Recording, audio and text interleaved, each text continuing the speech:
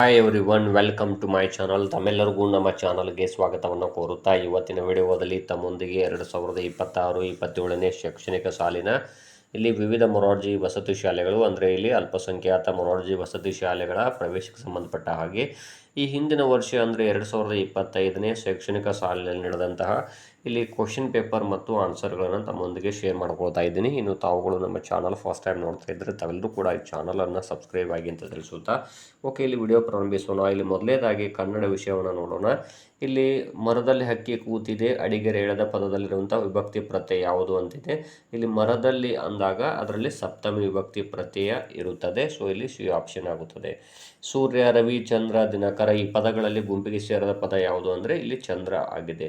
ಯಾಕಂದರೆ ಇಲ್ಲಿ ರವಿ, ದಿನಕರ, ಸೂರ್ಯ ಇದೆಯಲ್ಲ, ಇವು ಮೂರು ಕೂಡ ಒಂದೇ ಅರ್ಥವನ್ನು ಹೊಂದಿವೆ. ಹಾಗಾಗಿ ಇನ್ನು ನೆಕ್ಸ್ಟು ಮುಂದಿನ ಪ್ರಶ್ನೆ, ತೆಂಗಿನ ಕಂಗಿನ ಈ ಪದಗಳ ಅರ್ಥ ಇಲ್ಲಿ ತೆಂಗು ಅಡಿಕೆ ಆಗಿದೆ. ಇನ್ನು ಮುಂದಿನ ಪ್ರಶ್ನೆ, ರಮ ಆಟವನ್ನು ಆಡಿದವಳು ಎಂಬುದು ಯಾವ ಕಾಲದಲ್ಲಿದೆ ಅಂದರೆ ಅದು ಭೂತ ಕಾಲದ ವಾಕ್ಯ ಆಗಿದೆ. ಸೊ ಇಲ್ಲಿ ಎ ಆಪ್ಷನ್ ಆಗುತ್ತದೆ. ಇನ್ನು ಇಲ್ಲಿ ಜಿಂಕೆ ನೋಡಲು ಮುದ್ದಾಗಿದೆ, ಇಲ್ಲಿ ಮುದ್ದಾಗಿದೆ ಎಂಬುದು ಗುಣವಾಚಕ ಆಗಿದೆ. ಸೊ ಇಲ್ಲಿ ಬಿ ಆಪ್ಷನ್ ಆಗುತ್ತದೆ. ಇಲ್ಲಿ ನೋಡ್ಬೋದು ತಾವು ಕೂಡ ಆಪ್ಷನ್ಸ್ಗಳಲ್ಲಿ. ಇನ್ನು ಮುಂದಿನ ಪ್ರಶ್ನೆ, ಕ, ಚ, ಟ, ತ, ಪ ವ್ಯಂಜನಾಕ್ಷರಗಳು ಯಾವ ಪ್ರಕಾರ ಉದಾಹರಣೆಯಾಗಿದೆ ಅಂದರೆ ಅದು ಅಲ್ಪ ಪ್ರಾಣ ಅಕ್ಷರಗಳು. ಸೊ ಇಲ್ಲಿ ಎ ಆಪ್ಷನ್ ಆಗುತ್ತದೆ. ಎಲ್ಲಿ ಬೋರಮೆ ದೇವ ಸನ್ನಿಧಿ ಬಯಸಿ ಭೀಮನೆ ಬಂದೋಳಿ ಪದ್ಯವನ್ನು ಬರೆದ ಕವಿ ಯಾರು ಅಂದರೆ ಇಲ್ಲಿ ಪಂಜೆ ಮಂಗೇಶರಾಯರು. ಸೊ ಡಿ ಆಪ್ಷನ್ ಆಗುತ್ತದೆ. ಕೊಂದನು ಕ್ರಿಯಾಪದದ ಮೂಲ ರೂಪ ಯಾವುದು ಅಂದರೆ ಕೊಲ್ಲು ಆಗಿದೆ. ಅದು ಡಿ ಆಪ್ಷನ್ ಆಗುತ್ತದೆ.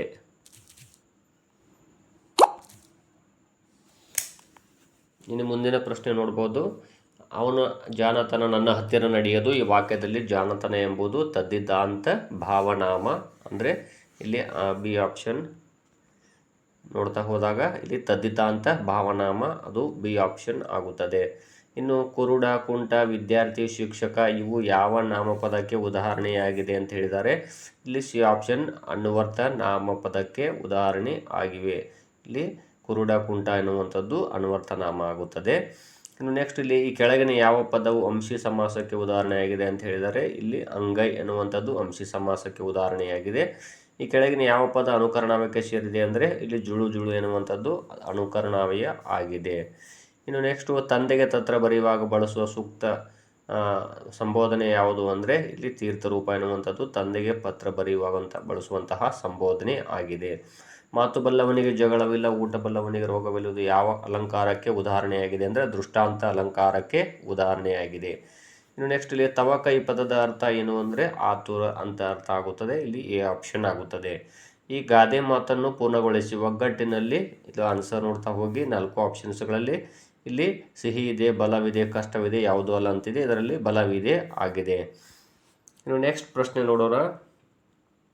ಇಲ್ಲಿ ನೋಡ್ಬೋದು ತಾವು ಕೂಡ ಇಲ್ಲಿ ಸದಾನಂದ ಪದವನ್ನು ಬಿಡಿಸಿ ಬರೆದಾಗ ಇಲ್ಲಿ ಸಿ ಆಪ್ಷನ್ ಸತ್ ಪ್ಲಸ್ ಆನಂದ ಸದಾನಂದ, ಇಲ್ಲಿ ಸಿ ಆಪ್ಷನ್ ಆಗುತ್ತದೆ. ಇಲ್ಲಿ ನೋಡ್ಬೋದು ತಾವು ಕೂಡ 4 ಆಪ್ಷನ್ಸ್ಗಳಲ್ಲಿ. ಇನ್ನು ಸವಿಗನ್ನಡ ಪದವು ಯಾವ ಸಂಧಿ ಅಂದಿದ್ದಾರೆ, ಇದು ಒಂದು ಆದೇಶ ಸಂಧಿಗೆ ಉದಾಹರಣೆಯಾಗಿದೆ. ಸವಿ ಪ್ಲಸ್ ಕನ್ನಡ.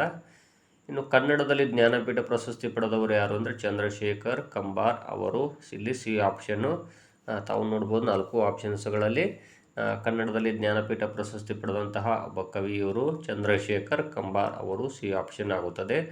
ಇನ್ನು ನೆಕ್ಸ್ಟ್ ಪ್ರಶ್ನೆ ನೋಡ್ತಾ ಹೋಗುವ ತಾವಿಲ್ಲಿ 20ನೇ ಪ್ರಶ್ನೆ, ಜಯ ಭಾರತ ಜನನೇ ತನುಜಾತೆ ಈ ಗೀತೆಯನ್ನು ಬರೆದವರು ಯಾರು ಅಂದರೆ ಇಲ್ಲಿ ಕುವೆಂಪು ಅವರು ಆಗಿದ್ದಾರೆ.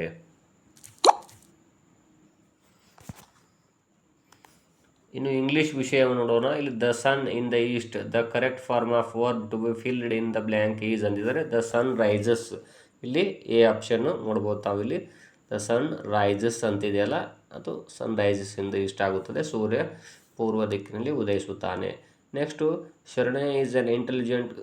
Sharanya is an intelligent girl, identify the describing word in the above sentence ಅಂತ ಹೇಳಿದರೆ ಅದು ಆನ್ಸರ್ ಸಿ ಆಪ್ಷನ್ ಆಗುತ್ತದೆ, ಇಂಟೆಲಿಜೆಂಟ್ ಆಗುತ್ತದೆ.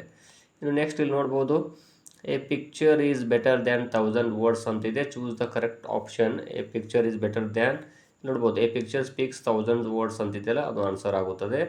Next this is interesting movie ಅಂತಿದೆಯಲ್ಲ, ಇಲ್ಲಿ ಆ್ಯನ್ ಬಳಕೆ ಆಗುತ್ತದೆ, ಅದೊಂದು ಆರ್ಟಿಕಲ್ ಆಗಿದೆ. ಡಿ ಆಪ್ಷನ್ ಆಗುತ್ತದೆ.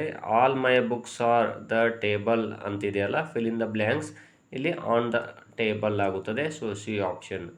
ನೆಕ್ಸ್ಟು ಇಲ್ಲಿ ಆಲ್ ಮೈ ಬುಕ್ಸ್ ಆರ್ ಅಂತಿದೆಯಲ್ಲ, ಅಲ್ಲಿ ಆನ್ ಬಳಕೆ ಆಗುತ್ತೆ. ಇಲ್ಲಿ ಮುಂದಿನ ಪ್ರಶ್ನೆ, write the plural form of leaf. ಈ ಲೀಫ್ ಅನ್ನುವಂತಹ ಒಂದು ಪದದ ಬಹುವಚನ ರೂಪ ಲೀವ್ಸ್, ಸಿ ಆಪ್ಷನ್ ನೋಡ್ಬೋದು. ಇಲ್ಲಿ ಲೀವ್ಸ್, ಲೀವ್ಸ್ ಅಂತಿದೆ. ಸೊ ಲೀವ್ಸ್ ಆಗುತ್ತದೆ, ಸಿ ಆಪ್ಷನ್. ಇನ್ನು ಮುಂದಿನ ಪ್ರಶ್ನೆಯನ್ನು ನೋಡೋಣ. ಇಲ್ಲಿ ತಾವು ಕೂಡ ನೋಡ್ಬೋದು, identify the correctly spelled word ಅಂತಿದೆಯಲ್ಲ, ಅದರಲ್ಲಿ ಮೈನಾರಿಟೀಸ್ ಅಂತಿದೆ ನೋಡ್ಬೋದು, ಅದರಲ್ಲಿ ಸಿ ಆಪ್ಷನ್ನು ಆಗುತ್ತದೆ. ನೀವು 4 ಆಪ್ಷನ್ಸ್ಗಳನ್ನು ಚೆಕ್ ಮಾಡಿದಾಗ ಇಲ್ಲಿ ಮೈನಾರಿಟೀಸ್ ಆಗುತ್ತದೆ, ಅದು ಆನ್ಸರ್ ಸಿ ಆಪ್ಷನ್. ನೆಕ್ಸ್ಟು ಮುಂದಿನ ಪ್ರಶ್ನೆ, ದ ಮೀನಿಂಗ್ ಆಫ್ ವರ್ಡ್, ಇಲ್ಲಿ ಪ್ರಿನ್ಸಿಪಾಲ್ ಅಂತಿದೆ ನೋಡ್ಬೋದು.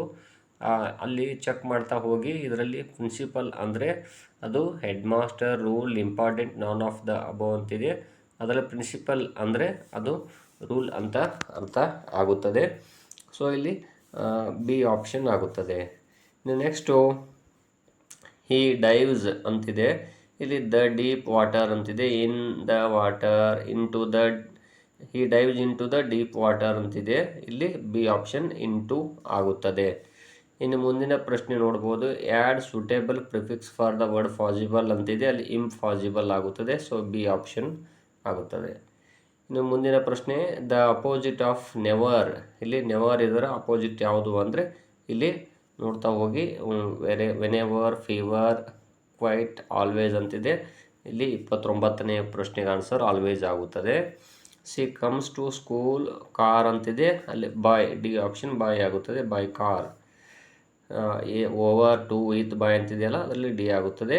ನೆಕ್ಸ್ಟ್ ಮುಂದಿನ ಪ್ರಶ್ನೆ, rearrange the jumble letters to get a meaningful word ಅಂತಿದೆ, ಅಲ್ಲಿ ನೋಡ್ಬೋದು ಬಿ ಆಪ್ಷನ್ ಬಂಬು ಆಗುತ್ತದೆ. ಇನ್ನು ಮುಂದಿನ ಪ್ರಶ್ನೆ, the past and form of the word take ಇದ್ದದ್ದು ಟುಕ್ ಆಗುತ್ತದೆ, ಅದು ಸಿ ಆಪ್ಷನ್ ಆಗುತ್ತದೆ.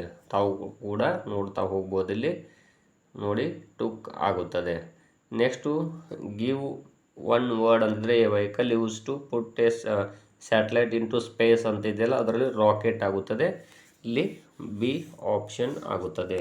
ಇನ್ನು ಮುಂದಿನ ಪ್ರಶ್ನೆ ನೋಡ್ಬೋದು ತಾವುಗಳು ಕೂಡ, ಇಲ್ಲಿ the short form of cannot is ಇದೆಯಲ್ಲ, ಅದರ ಆನ್ಸರು ಇಲ್ಲಿ ಎ ಆಗುತ್ತದೆ, ಕ್ಯಾಂಟ್. ಸಿ ಎ ಎನ್ ಇದೆ, ಎಪೆಸ್ಟ್ರಫಿ ಫಾರ್ ಮಾರ್ಕ್ ಇದೆ, ಸೊ ಅಲ್ಲಿ ಆನ್ಸರ್ ಆಗುತ್ತದೆ. The rhyming word for big is ಇದೆಯಲ್ಲ, ಬಿಗ್ ಅನ್ನುವಂಥದ್ದಕ್ಕೆ ಆನ್ಸರು ಇಲ್ಲಿ ಡಿಗ್ ಆಗುತ್ತದೆ, ಇಲ್ಲಿ ಸಿ ಆಪ್ಷನ್ ಆಗುತ್ತದೆ. ಇನ್ನು ನೆಕ್ಸ್ಟ್ ಪ್ರಶ್ನೆ ನೋಡ್ಬೋದು, ಇಲ್ಲಿ ಮುಂದಿನ ಪ್ರಶ್ನೆ ಏನಿದೆ ಅಂತ ಚೆಕ್ ಮಾಡ್ತಾ ಹೋಗಿ ತಾವುಗಳು ಕೂಡ ಇಲ್ಲಿ ಆನ್ಸರ್ ಸರಿಯಾಗಿ ನೋಡಿದ್ರೆ ತಾವು ಕೂಡ ಹೇಳ್ತೀರಿ.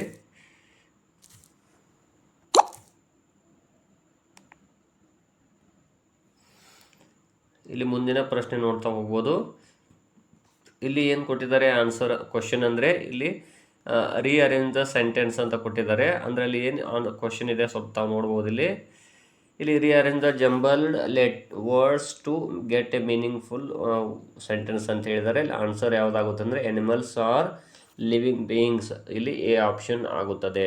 ಇನ್ನು ಮುಂದಿನ ಪ್ರಶ್ನೆ, write the other gender form of the word peacock ಅಂತಿದೆಯಲ್ಲ, ಅದರದ್ದು ಏನಾಗುತ್ತೆ ಅಂದರೆ ನೋಡ್ಬೋದು, ಪಿಕಾಕ್ ಅನ್ನುವಂಥದ್ದು ಅದರ ಒಂದು ಮುಂದಿನ ಒಂದು ಪದ ಯಾವುದಾಗುತ್ತೆ ಅಂದರೆ ಇಲ್ಲಿ ಅದರ್ ಜೆಂಡರ್ ಅಂತ ಹೇಳಿದ್ದಾರೆ. ಸೊ ಇಲ್ಲಿ ಪಿಹೆನ್ ಅಂತಿದೆಯಲ್ಲ, ಸಿ ಆಪ್ಷನ್ ಆಗುತ್ತದೆ.